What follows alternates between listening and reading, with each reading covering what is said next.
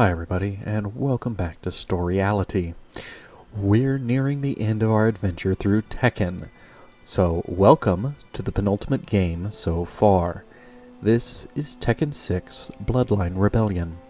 Like with the previous game, I'm actually discussing the final updated version of this game because it, again, has more characters than regular Tekken 6, and that's what we're here for. This game also has more characters than any previous Tekken game, so I'll actually be grouping characters together more than I have in the past, in the endings and in the Don't worry, you're still getting the full story. Following his victory in Tekken 5, Jin has turned the Mishima Zaibatsu into a world power, literally. He has actually declared war on the nations of the world in a bid for world domination.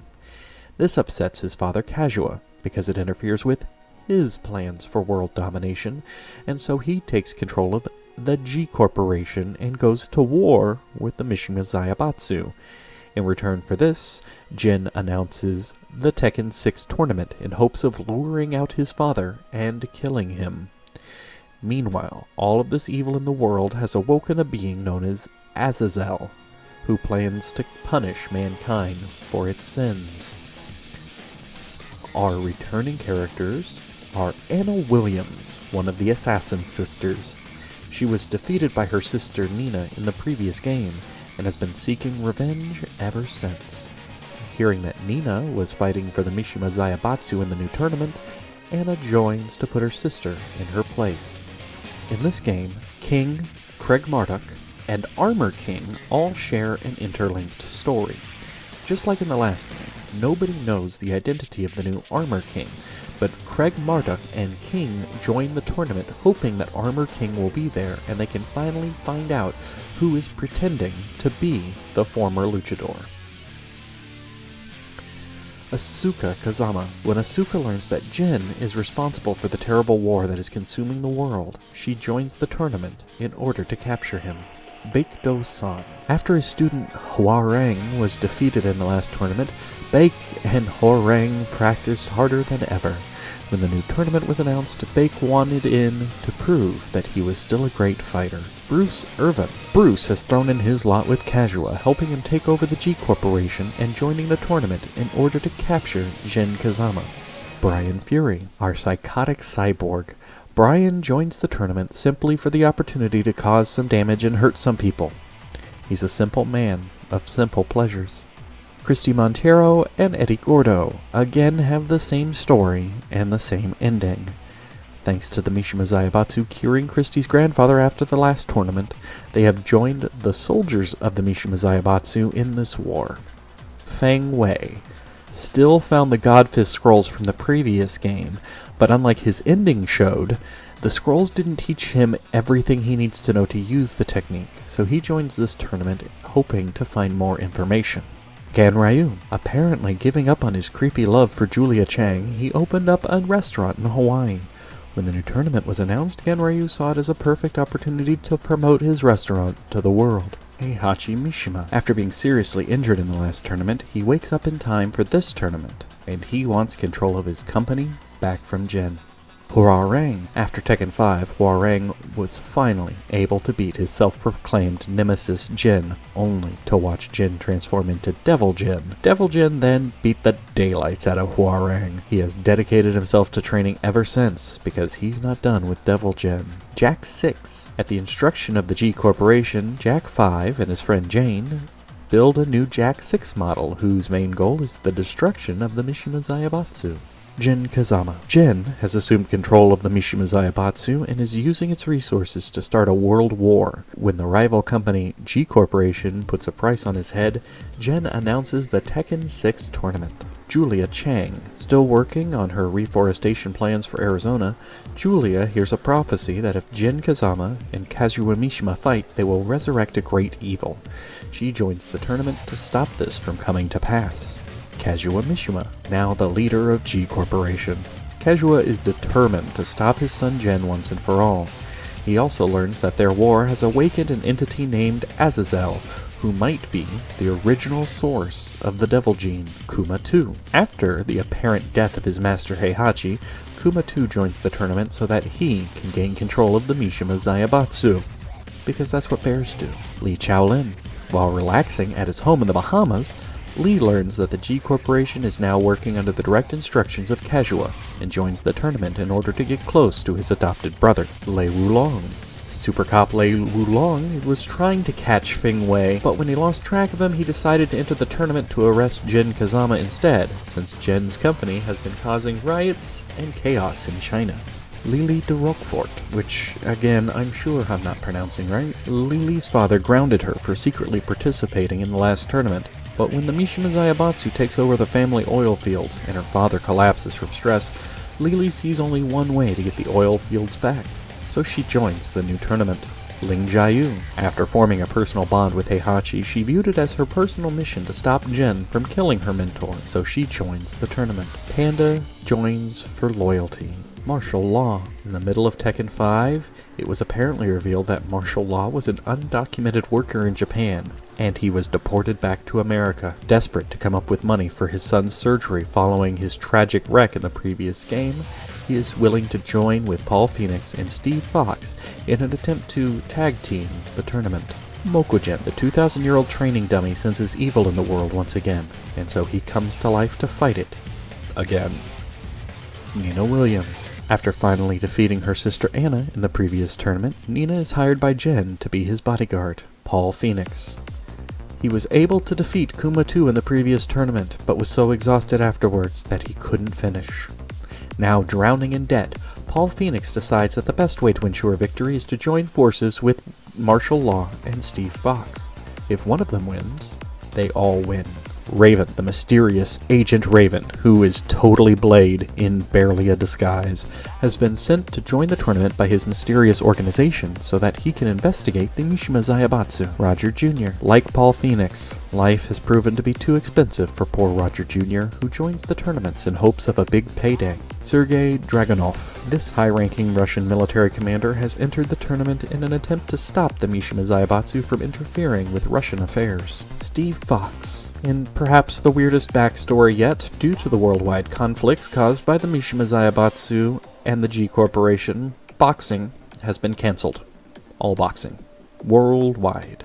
Desperate to continue doing what he loves, Steve Fox joins forces with Paul Phoenix and Martial Law so that he can fight again. Wang Jinrai, Heihachi's father's friend. Disappointed in himself for not stopping Jin Kazama in the previous tournament, Wang joins this tournament to try and stop the cursed Mishima blood once and for all. Yoshimitsu. Yoshimitsu's main motivation in this tournament is to get revenge on Brian Fury for his evil deeds at the end of the previous tournament, including the attack on Dr. Boskanovich and other of Yoshimitsu's ninjas. Now we come to our new characters, and there's actually quite a few here. Our first one is Bob Richards. Even though he's never appeared in a game before, Bob was widely revered as a master fighter, but even with his incredible speed, he could never manage to win against enemies larger than him, and so he disappeared from the fighting world for many years, bulking up. Now, much fatter, but somehow retaining all of his speed, he joins the tournament to show the world that he's still got it. Leo Klasin. I know I can't be pronouncing that right, and I apologize. A German spelunker whose mother worked for the G Corporation before her mysterious death. Leo joins the tournament to find out what really happened to his mother. Only in Tekken can you say a German spelunker, and it kind of makes sense. Miguel Caballero Roja, who looks like a Spanish version of David Hasselhoff. Miguel is an angry young man who loves fighting. The only person he cares about is his sister, who was killed in a Mishima Zaibatsu air raid. So guess where he's aiming his fighting spirit at now? Zafina, and I promise I'm not making this up, a Middle Eastern astrologer who foresaw the rise of Azazel as a result of the war between Kazuha and Jin. She joins the tournament to try and prevent his release. Lars Alexanderson. Lars isn't just an elite member of Jin's Tekken force that has split off. He's also Heihachi's illegitimate son, which nobody but he knows. He plans to bring peace to the world by defeating Jin. Alyssa Boskanovich. Remember mad genius Dr. Boskanovich? Sure you do. He created cyborgs and impregnated women in cryosleep. Turns out he also built a robot duplicate of his deceased daughter, and here she is, programmed to serve Jen. She is an anime robot girl to the max. Now, this game actually features 2 unplayable characters. They don't have endings, but we're going to go ahead and talk about them briefly.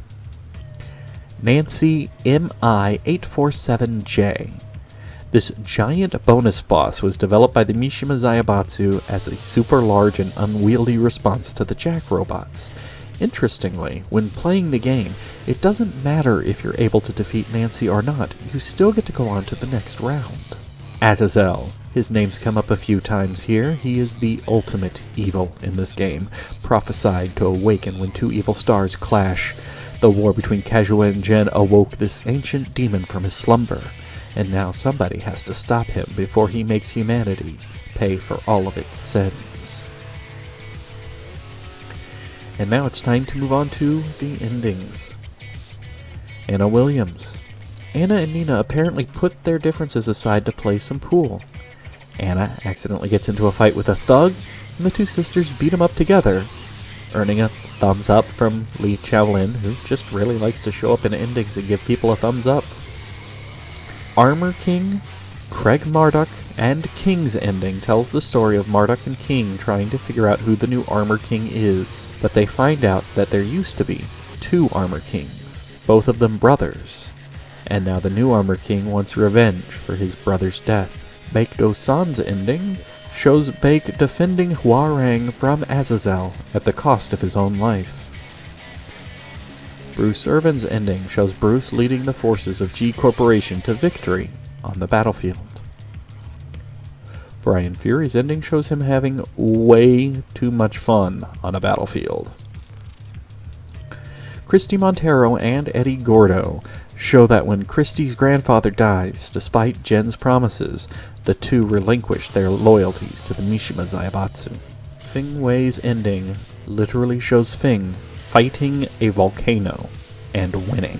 Genryu's ending shows him gaining the Devil Gene after defeating Azazel, but because of his weight, he's not able to fly.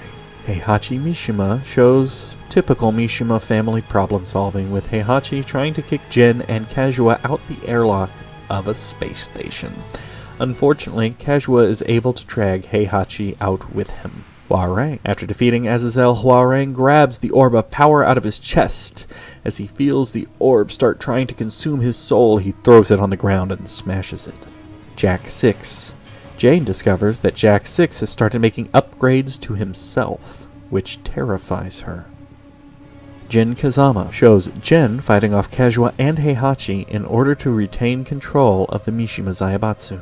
Devil Jin's ending shows him attempting to consume Azazel's power after the fight, but it proves to be too much for him, and he loses his Devil Gene. Julia Chang's ending shows her admiring some beautiful scenery. Kazuha Mishima's ending has him defeating Jen, and the sight of their broken leader causes the Mishima Zaibatsu forces to surrender. Kazuha is now the most powerful person in the world. In Kuma 2's ending, victorious Kuma throws Jen and Kazuha out of a spaceship, but accidentally damages his own spacesuit, causing him to drift out into space, eventually become a falling star, which Genryu wishes on, hoping again for the love of Julia Chang. Lee Chaolin's ending shows him shooting exploding golf balls at Jen, Kazuha, and Heihachi until they basically turn into fireworks. Lei Wulong's is a comedic ending where Lei stops a purse snatcher by kicking a stool at him, only to then try to sit down on the stool that is no longer there. Comedy ensues. Ling Jiayu's ending shows her stopping Jen's evil with the power of a really good hug, only to be revealed that it's just a dream. Martial Law's ending shows him dosing his 2 other friends with laxatives so he can run away with all the prize money. Mokujin's ending is actually a fairy tale rendition of Mokujin defeating Azazel, only to take a darker turn when he reveals himself to now be the leader of an army of Mokujins. Nina Williams' ending shows her ambushed by her sister in a bathroom before kicking her butt. She is then revealed to be the new temporary CEO of Mishima Zaibatsu since Jin vanished while defeating Azazel. Paul Phoenix ending shows how Paul and martial law fixed the tournament so they would face each other in the final, guaranteeing a victory, if one of them wins. Only for both of them to knock each other out at the same time. Raven and Dragunov's ending shows Dragunov and his men removing Azazel's body from the location of the final fight. Raven swoops in to steal a gem from Azazel's chest, but Dragunov planned for this and is able to blow up Raven's getaway plane. Roger Jr.'s ending shows Roger Jr. training with his dad, and then his mother comes in and confronts Roger with a photo of Roger and all his groupies before she uppercuts him through the roof.